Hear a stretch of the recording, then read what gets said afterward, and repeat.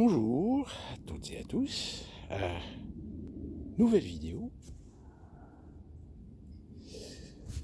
très rapide parce que finalement dans la continuité de ce qui est en train de se passer, il y a quelque chose qui est très intéressant qu'on commence à entendre, et finalement est-ce qu'on ne serait pas dans une situation de prémisse d'un conflit civilisationnel, qui plus est dans un résumé, alors un résumé sur lequel on peut débattre, sur lequel on peut contester, mais d'une manière générale, ces deux termes résument à eux seuls les origines même sociétales, civilisationnelles, culturelles, voire religieuses. Je veux parler, est-ce que nous ne serions pas en face aujourd'hui d'une situation qui va mettre en opposition le monde occidental, judéo-chrétien, à l'Orient, Moyen-Orient, Extrême-Orient, voire de l'ensemble du monde arabe musulman. Même si le terme musulman est un peu péjoratif dans ce sens où nous savons que dans le monde il y a des musulmans qui ne suivent pas ou qui ne sont pas dans les mêmes doctrines politiques, pas idéologiques mais politiques, que ceux dont on pense souvent qui sont évidemment les musulmans soit arabes ou maghreb. Même si, encore une fois de plus, il y a aussi de l'islam de l'Extrême-Orient, de l'islam de l'Asie centrale, l'Afghanistan, une partie de la Malaisie, les Philippines et la Russie. Souvenez-vous, je vous ai parlé dans cette vidéo que dans le sud de la Russie, vous avez pas mal de communautés musulmanes. Mais il y a différents niveaux. L'islam, ou tout du moins les musulmans auxquels je fais allusion, c'est évidemment les musulmans qui sont véritablement dans la religion, mais dans la religion politique, dans l'islam politique. Et là, force est de constater que le problème qui va se poser, c'est que si jamais la situation vient à empirer, c'est-à-dire que si on s'entend bien voir, entendre des propos qui finalement se libèrent pour un parti pris, pour l'un, pour l'autre, eh bien, j'ai envie de dire, nous encore aux États-Unis, comme je vous l'avais expliqué, on n'est pas trop concernés dans ce sens où la communauté musulmane n'a pas beaucoup, je dirais même, je pense ne pas me tromper, j'essaierai de vérifier, je vous mettrai les chiffres ici, mais je pense que la communauté juive aux États-Unis est beaucoup plus importante que la communauté musulmane. Ce qui n'est pas le cas en Europe, ou tout du moins en France, car je le rappelle, en France, la communauté juive est beaucoup moins importante que la communauté musulmane. Et quand je dis communauté juive et musulmane, c'est tout confondu, aussi bien les étrangers que les natifs, nationalité française. Et comme malheureusement en France, on ne peut pas faire de statistiques ethniques, on ne peut pas savoir quelle est la proportion aujourd'hui de musulmans en France qui partagent, soutiennent humainement la Palestine, le peuple palestinien, sans soutenir obligatoirement l'idéologie du Hamas, l'islam radical, etc., jusqu'à, évidemment, cette portion de musulmans, ou pseudo-musulmans, je dis pseudo-musulmans parce que l'on sait que dans une certaine jeunesse, de quartier, l'islam est souvent un bon prétexte, alors qu'en réalité, ce sont des individus qui n'ont absolument aucun respect même des piliers même de l'islam, qui ne sont musulmans que par opportunisme. Ils sont musulmans, mais utilisent la religion comme faux argument pour se faire valoir. Donc vous voyez, déjà là, je vous donne un éventail qui déjà complique l'équation. Sauf qu'il y a un moment donné où l'autorité est obligée à un moment donné de prendre des décisions. Pour vous donner deux exemples concrets.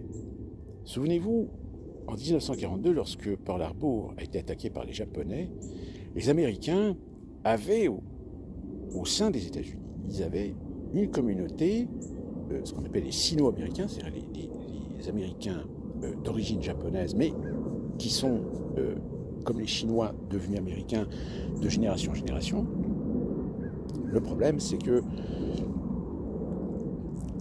comment faire la différence entre un japonais qui est un honnête citoyen américain et qui ne fera pas de politique, qui ne fera pas de parti pris par rapport à ses origines et qui restera bien dans le giron politique, idéologique, patriotique américain, puis au contraire, est-ce que c'est un Américain mais qui a le cœur japonais? Et là, vous allez me dire, ben oui, finalement, c'est le même problème qu'on a en France. C'est aujourd'hui tous ces jeunes issus de l'immigration, plus particulièrement des pays du Maghreb, certains d'entre eux, on l'a vu sur certains réseaux sociaux, sur certains radiotrottoirs, ou micro-trottoirs, pardon, privilégient, mettent en avant plutôt le pays de leurs origines. Je dis bien le pays de leurs origines, ça veut dire tout, c'est-à-dire aussi bien les origines familiales que leur propre origine, c'est-à-dire quand ils sont nés dans ces pays, plutôt que d'être français. Et c'est là que, justement, la question se pose. C'est qu'est-ce qu'être français? Être français, c'est tout simplement, quelle que soit l'origine, quelle que soit l'appartenance ethnique ou religieuse, on est avant tout un citoyen français qui se conforme aux lois, aux principes, aux valeurs et aux éthiques de la République. C'est-à-dire que même quand on est issu d'une tradition, d'une culture, où il y a certaines oppositions avec les principes et les valeurs mêmes de la République, ce sont les valeurs de la République qui priment dans le comportement et l'attitude de l'individu.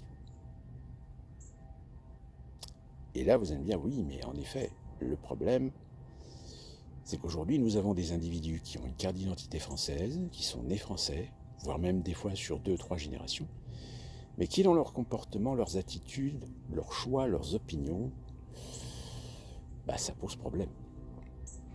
Ça pose problème parce que ça met évidemment un doute, ça met une suspicion sur la communauté musulmane. Est-ce que finalement, votre collègue, votre voisin, votre beau-frère, votre belle-sœur, la famille de votre beau-frère ou de votre belle-sœur, finalement, à un moment donné, ne risquent pas de se retourner leur veste, au-delà évidemment du soutien du peuple palestinien, encore une fois, je le précise, sans soutenir la politique idéologique, religieuse, qui, derrière, se cache un certain nombre de gens pour faire de l'amalgame, là, vous êtes un petit peu dans la merde. Parce que, soudainement, vous allez vous rendre compte que finalement, vous ne connaissiez pas ces personnes. Et deuxièmement, même si vous compatissez, ça va être difficile à un moment donné parce que, fatalement, vous allez entrer en conflit sur certains principes et sur certaines valeurs. Et c'est encore plus vrai quand vous avez ce que j'appellerais l'antisémitisme intrinsèque à la culture musulmane, religieuse, radicale. Je dis bien musulmane, religieuse, radicale, où là, évidemment, on ne peut pas éviter le fait qu'en France, nous avons ce genre d'individus qui sont par défaut antisémites. Mais encore une fois, je précise bien, pour qu'il n'y ait pas de confusion, là, j'essaie de faire un éventail, un panel de ce qui existe, pour éloigner l'esprit de la généralité. Mais pourquoi je vous ai pris l'exemple des Japonais en 1942 ? Tout simplement parce que l'autorité américaine, à un moment donné, elle s'est dit, nous, on n'a pas le temps. On n'a pas le temps, on n'a pas les moyens de vérifier, de contrôler chaque personne pour savoir si c'est une patriote ou si au contraire, il risque de nous poignarder dans le dos. Et donc, qu'est-ce qu'ils ont fait ? Eh bien, ils ont raflé tous les sino-américains, tout du moins ceux qui sont des jeunes générations débarquées aux États-Unis ou immigrés aux États-Unis, et les ont mis dans des camps. Là, il n'y a pas de 2 poids 2 mesures. Là, il y a une politique qui n'est même pas une politique de raison gardée, mais qui est une politique de mesure de précaution. Et que vous savez, la mesure de précaution, en règle générale, elle fait forcément des victimes. Elle fait forcément des victimes innocentes. Parce que, comme je vous l'ai dit, à un moment donné, on ne peut pas gérer au cas par cas. Donc, dans l'immédiat, dans l'urgence, dans l'immédiateté, on prend une décision qui est partiale. Conséquence. Et ça, c'est un phénomène aussi qui est très peu connu dans l'histoire, qui n'est pas du tout expliqué à l'école. C'est que dans les années 50, lorsque l'Europe a commençait un petit peu à se redresser au contexte de l'époque, eh bien, il faut savoir que dans les pays de l'Est, vous aviez historiquement des communautés allemandes. Alors des communautés allemandes qui parfois avaient la nationalité de ces pays.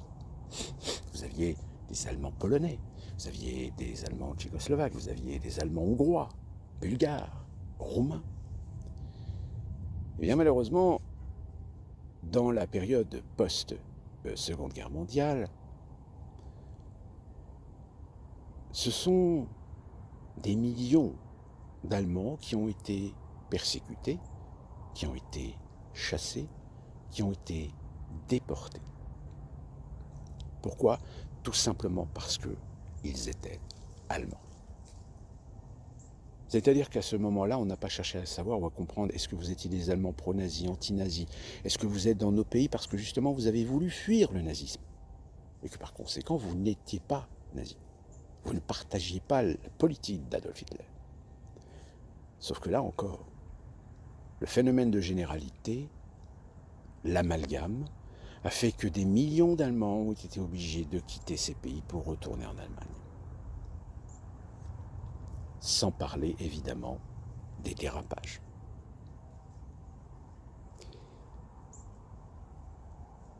Malheureusement, les sociétés humaines sont ainsi faites qu'à un moment donné, on essaye de protéger son voisin, son ami, parce qu'il fait partie d'une communauté qui aujourd'hui est visée. Tout comme des Français, tout aussi honnêtes, notables, instruits, humanistes, solidaires, ont protégé des Juifs pendant la Seconde Guerre mondiale, ont même contribué, participé, organisé à leur fuite. Tout comme aujourd'hui, il y a des Français qui sont prêts à se dresser pour protéger leurs amis musulmans. Ces mêmes musulmans qui n'ont strictement rien à voir avec le Hamas. Ces musulmans qui n'ont strictement rien à voir avec l'islam radical, qu'il soit salafiste ou chiite. Et donc par conséquent, c'est là que ça devient compliqué. Parce que là aussi, la mesure de précaution, comment elle va être gérée ? Comment on va estimer, comment on va faire en sorte pour calmer les ardeurs de certains musulmans en France de vouloir en découdre contre la République parce que celle-ci ne se prononce pas ou ne se positionne pas à 100% du côté palestinien. Et que par conséquent, du fait d'un héritage politique, structurel, institutionnel, sera indéfectible à rester derrière Israël. Donc on tend évidemment dans son côté humaniste à vouloir pousser, souffler pour un cessez-le-feu, pour un processus de paix, pour l'existence de deux États. Le seul problème, c'est que même quand vous avez au sein de l'Assemblée nationale, comme ce monsieur, le député Habib, qui est très bien placé dans les institutions et qui pourtant, on le sait depuis très longtemps, c'est un représentant des intérêts sionistes. Et il n'est pas seul.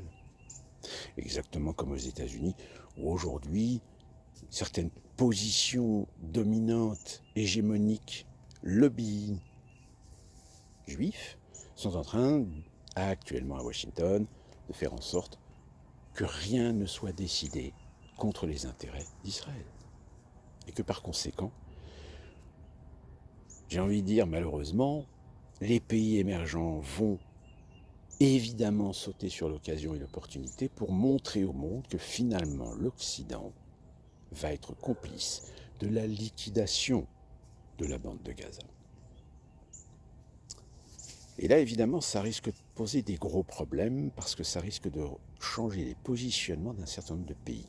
Preuve en est que notre petit Macron est en train de faire son petit tour des popotes en Azerbaïdjan, en Ouzbékistan, etc., pour essayer de décroter, dégoter, négocier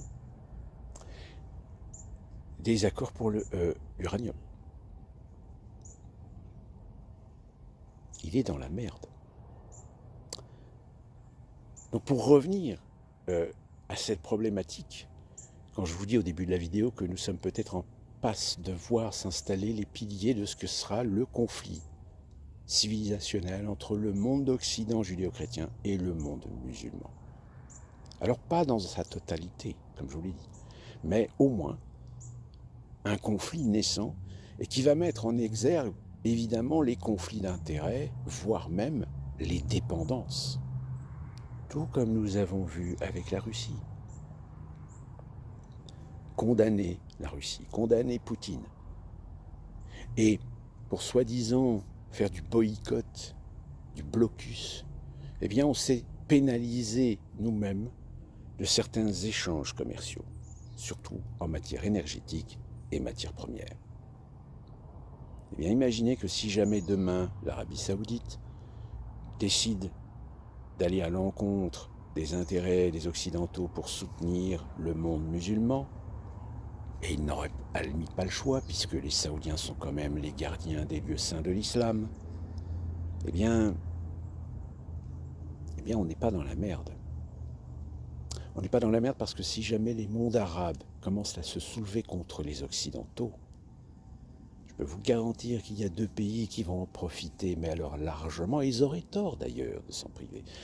C'est la Russie et la Chine. Oui, mes amis, nous sommes un instant clé. Alors, ça peut changer du tout au tout. Il peut y avoir un événement qui, à un moment donné, va apaiser. Mais force est de constater que ce que l'on est en train de voir à Paris, plus particulièrement dans les grandes villes, comme actuellement aux États-Unis, dans les grands centres urbains, dans les grandes métropoles, parce que je peux vous garantir qu'ici, dans le sud, les musulmans n'ont pas fâcheuse tendance à broncher, et encore moins les progressistes wokistes. Mais en revanche, dans des grandes universités comme Harvard, ça commence à devenir le bordel. Tout comme dans certains centres-villes, de villes comme New York, Washington, San Francisco, qui sont déjà bien malades dans certains domaines, et bien là aussi ça commence à devenir problématique. Ça devient d'autant plus problématique que les manifestants, d'une manière générale, manifestent dans un état d'esprit que je dirais d'infantile, pas très mature, et donc par conséquent n'ont absolument aucune crédibilité. En revanche, ce n'est pas le cas en France. En France, comme je vous l'ai dit, vous avez une forte communauté musulmane.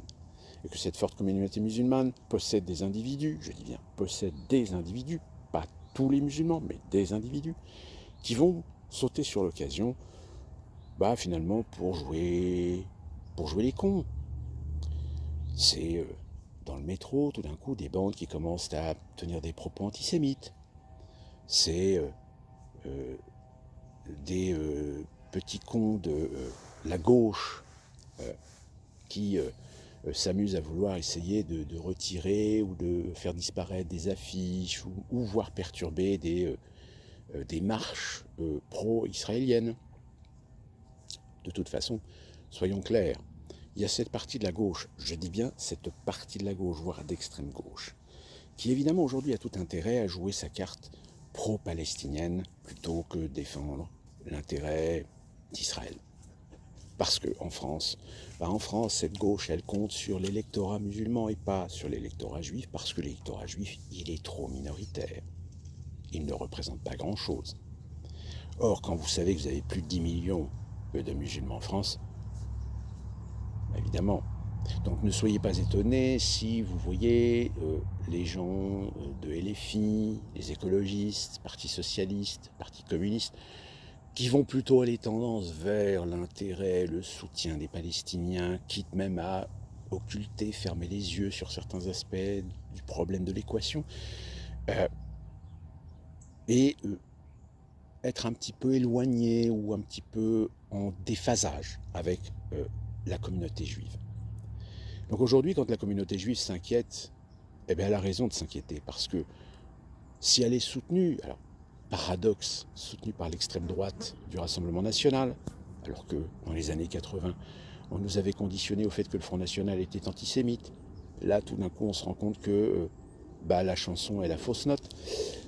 La droite traditionnelle, la droite conservatrice, et évidemment, elle, qui est souvent le sujet des sionistes, oui, politiquement en France, va y avoir aussi des conséquences. Alors, de mon côté, j'ai envie de dire, j'observe ça de loin finalement.